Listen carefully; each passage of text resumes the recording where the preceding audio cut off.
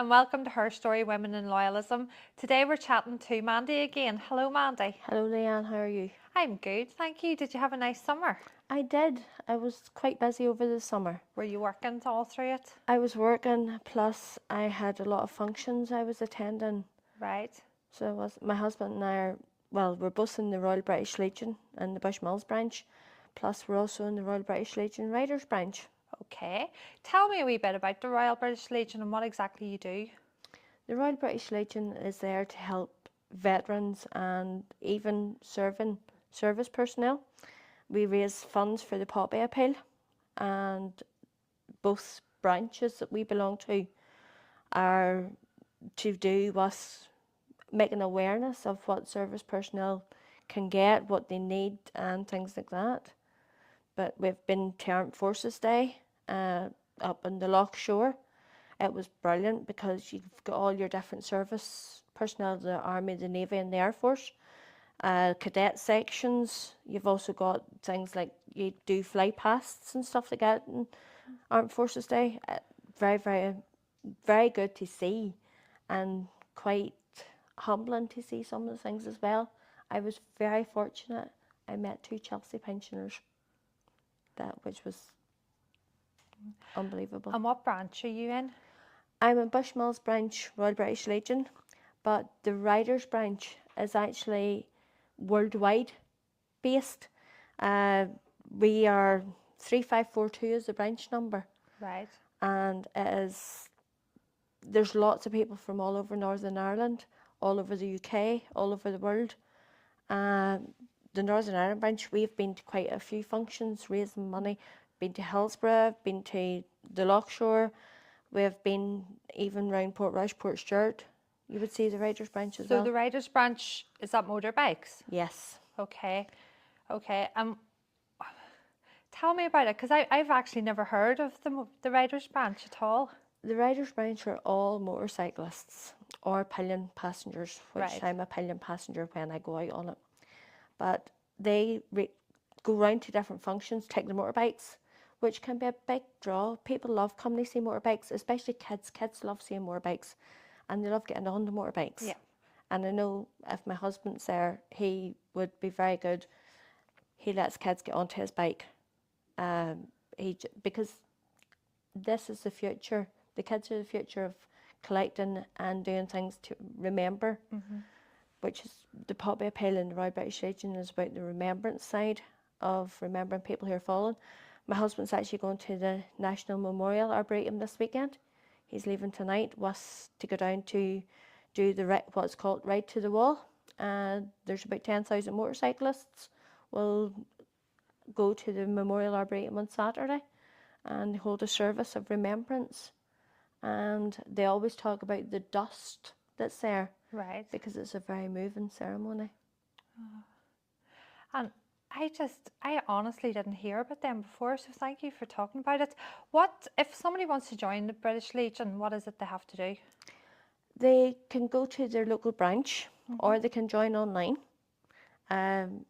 It's nice to have people joining. It would be something I would promote people to look into.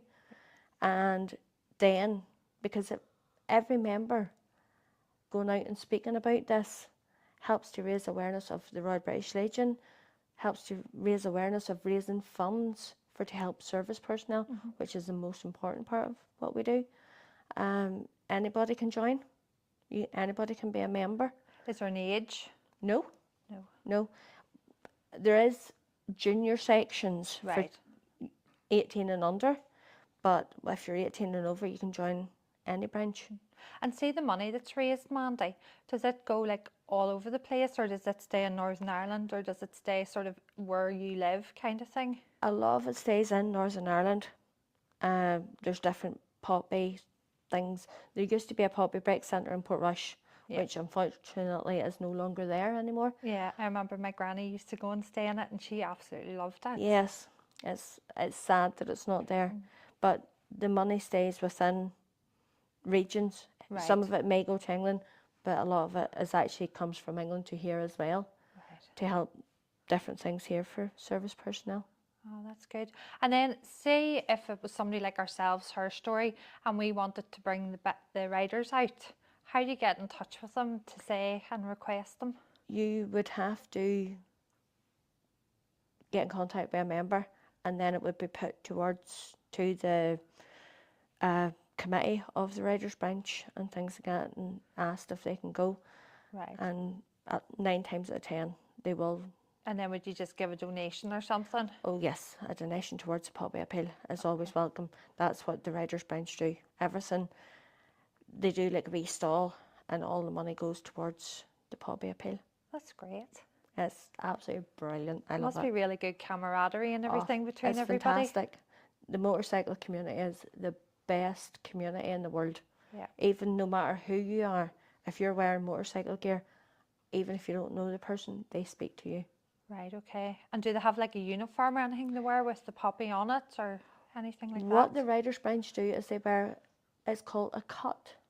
It's a leather waistcoat, Right. and they have their patches all on it, but they all wear their cuts.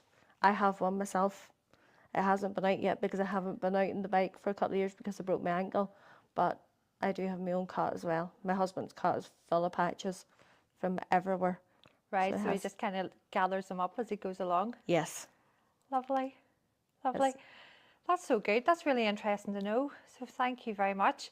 You're also involved in a pile of other things, aren't you? Yes, I'm a very busy person. Busy woman. Yes. So what else are you involved in then? I belong to a knit and natter group in Castlecat, and there's also a book hub in Castlecat. It's held at the War Memorial Hall. Okay, and that's just outside Bushmills. Yes, it's just Okay. outside Bushmills. So tell us a wee bit about that. Knit and natter is, as it says, knit. You go in and you do knit and you natter, and it's great for stress relief. I find it very therapeutic because you're just doing something. I can't just sit at peace. I need to be at something, whether it's reading, knitting, crochet, sewing. I need to be doing something. I'm not very good at sitting down. I need to be. So whenever you go in, does everybody knit the same thing or do you just go in and do your own thing? No, we all do our own thing, or there's different wee workshops which I've attended where at the minute I'm starting to knit a poncho. Right. But it's in the very early stages. I've only got the band sorted on. I'm ready to start the pattern now. But I really enjoy stuff like that. And I also belong to another knitting friendship group, Binvarden, Right. which I know your mummy's a member of She too. is indeed. She Yes. is indeed. She it used to be she couldn't crochet and now she sits and crochets all the time. The house is full of crocheted things and it's so good because it does her the world of good. It's a brilliant pastime, and it's just getting out and among people and talking to people. It's brilliant for your mental health. So say if you turned up to something like that, so say me, right, I knit it for my brownie badge way back in the day, and even then I couldn't, is it pearl whatever? Yes. Couldn't even do that, so my knitting was just very, very basic. Haven't knitted since, but if you decided to go along to something like that, would somebody show you how to knit? Definitely. There's always people that'll help you to do things. That is the joy about stuff like that. There's always someone there to help you. And can everybody knit? Like, could you go to that and just sit there and go, well, actually, I can't do it? That's somebody will teach you. Another member of our group here is a member of Binvarden Knit as well. Sandra, she is now running the group, which is very good. And it's anybody can be taught to knit. It's just patience. Very good. I think sometimes that's something I would need to sit down and do. Try and switch off the mind and try and relax a little bit. So you all look out for each other. We do, yeah. It's a great pastime and people are there. Again, it's all to do with friendship, camaraderie, just people to talk to. And that seems to be the theme because you talked there about the British Legion and the camaraderie and the being there for each other, and then there's this. And I think sometimes people don't understand the importance of going to a group and mixing and having people to talk to, because I know me personally, I'm a wee bit odd at times, right? And I don't like going to things where I'm thinking, oh, I'll just go in and nobody will talk to me and I'll be left sitting there on my own and I'll just look like a bit of a silly belly. But I think when you go and people are welcoming, it makes all the difference. Definitely. And both scripts are like that. And even, you know, going out with, talking to people, you meet so many interesting people in life Yeah. through things like that, and the amount of things you learn about people, and I'm quite inquisitive, or another word is nosy. I like learning about things, and I like talking to people. Yeah. And then you look at people and you think you know them, and then you get to really know them, and you don't know what challenges people have in their life, or what's been done in their past, or why they are the way they are. And it's just nice getting to know people and understanding that, isn't it? Yes, and sometimes it's just, for someone else, it's just having someone there, someone at your back Yeah. if you need them. Yeah. It's, you know, it's just, it's friendship.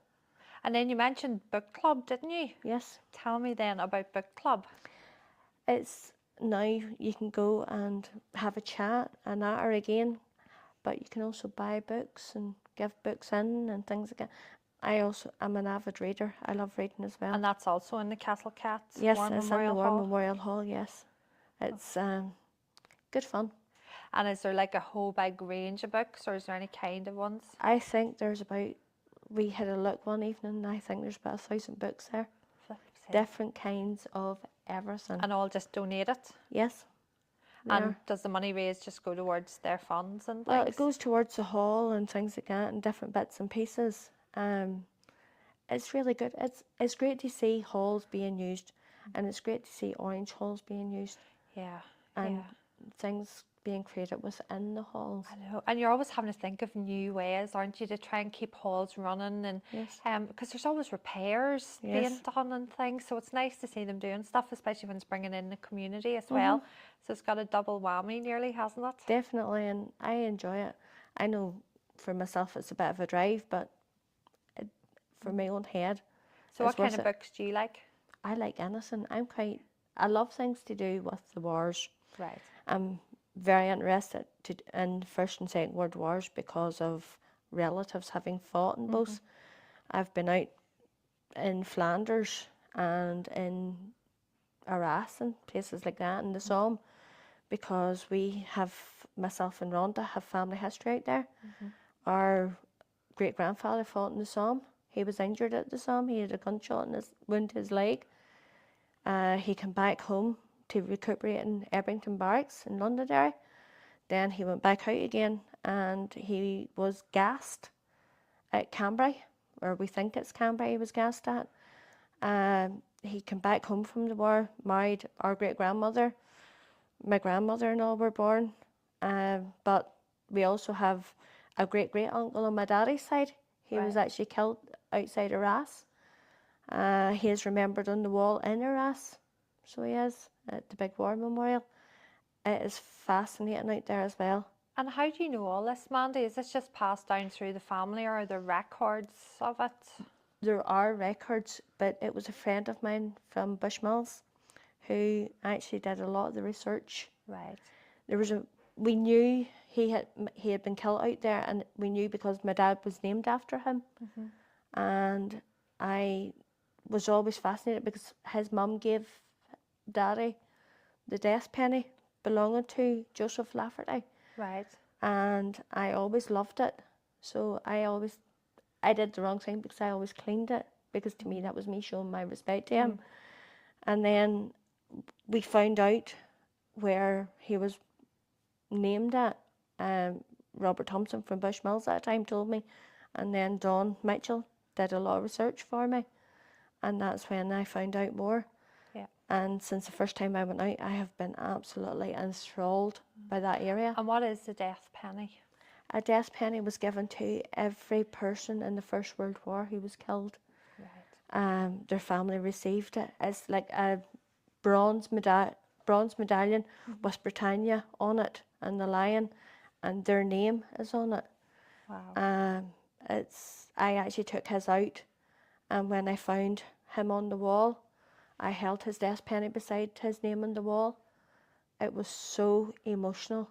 Yeah. I didn't think it would affect me because it's like 3 generations ago, but it was so emotional whenever I did that. I actually broke my heart. It's so nice to be able to have that history of family. Yes. And so many of our people now are forgetting, or else they're not aware, because people came back from the war and they didn't want to talk about it. They didn't, but it's the hard thing is people who fought in the war who came home, there was no records kept. Yeah. There's records of the dead, but there's no records for the living. Our great uncle also fought in the Second World War. He was a prisoner of war for 5 years. He was captured at Dunkirk in 1940, and he wasn't released until 1945. Right. And he was released from the Brandenburg concentration camp. And that's like thinking 5 years in Yeah. captivity and concentration camps, what that poor man went through. And you never heard, there's no records of what he went through or No. anything like that? The only thing I found out is where he was released from. And whenever he came back home, he didn't talk about it. And he actually ended up emigrating to Canada. Right, okay. That's where he spent the rest of his life, was When Canada. you think about the trauma those poor Yes. men would have carried home with them, and then having to go on and try and find jobs and have their families and protect them maybe Yes. from that by keeping their stories hidden when maybe they needed to talk about it. What is now known as PTSD, a lot of them had to have it, but it was called different stuff back then. Yeah. So Yeah. it was. You know, when we would say like man up and just get over it, you need to move on, don't look Yes. back, move forward, and having all that I built know up. people didn't realise and Harrowing. still don't realise what. No. So if I was looking to go and research my family, what would you recommend that I did? First thing I would recommend is if you know who your mum and dad's parents or grandparents were, Yeah. you can go online and find out a lot of stuff through that. It's fascinating. I did a wee bit of research a few years ago Yeah. and things that I found, and Any particular sites you recommend or anything? there is one before 1922, because this was all one island. There's one called irishgenealogy.ie. You can get all their stuff for free. You can look at it for free. Whereas, unfortunately, the Public Records Office in Belfast, you have to pay to look at the stuff. Right. But they do, and before 1922, all records were kept in Dublin. And they're still there, and you can still access them. That's why even the books of remembrance are actually in Dublin for the First World War. There's no books up here. Yeah. I actually went to Edinburgh there on the 13th of July for the National Service of Remembrance, and they had some of the books of remembrance there, and they were placed on the altar that day. It was very good. It's whenever you think of what went before you, really. It's Sends fascinating. goosebumps. It does, and it's fascinating because it's your family history. Yeah. It's who you are. It's who you've come from. And it's also the same with a lot of people didn't realise a lot of Orangemen fought out there as well. And there is an Orange Memorial beside the Ulster Tower. I went to it a few years ago after I joined the Orange Order, and I wore my collarette Yeah. for a small act of remembrance at the memorial, and it was unreal. Yeah. I was out in May and I seen it, and it was very moving, just very moving being over there in Yes. general. Yes. And just the quietness, and it's just The wrong word to use for the cemeteries is beautiful, but the Commonwealth War Graves Commission have to be commended on the way they remember the dead and the way they look after all the areas where there's cemeteries. I've actually seen cemeteries in the middle of a field, yeah. and it is unreal. Maybe 10 graves in it, Yeah. but it's kept well and looked after. And even the people from this area who fought, and even the Bushmills area is unbelievable. And I do think we need to start bringing our younger generations out. They need to be aware of what's happened and what's went before them, and just realising their past. Yes, they do. They need to be shown and taught, Yeah. because that's the only way they're ever going to remember, Yeah. because they So- gave their lives for us. A bit of work for us to do, maybe, at Yes. looking at that kind of Yes. stuff. But thank you very much for chatting to me today. You're very welcome. And I'm sure you will be back on again shortly to chat to us. Definitely. And thank you everybody for listening in. Goodbye.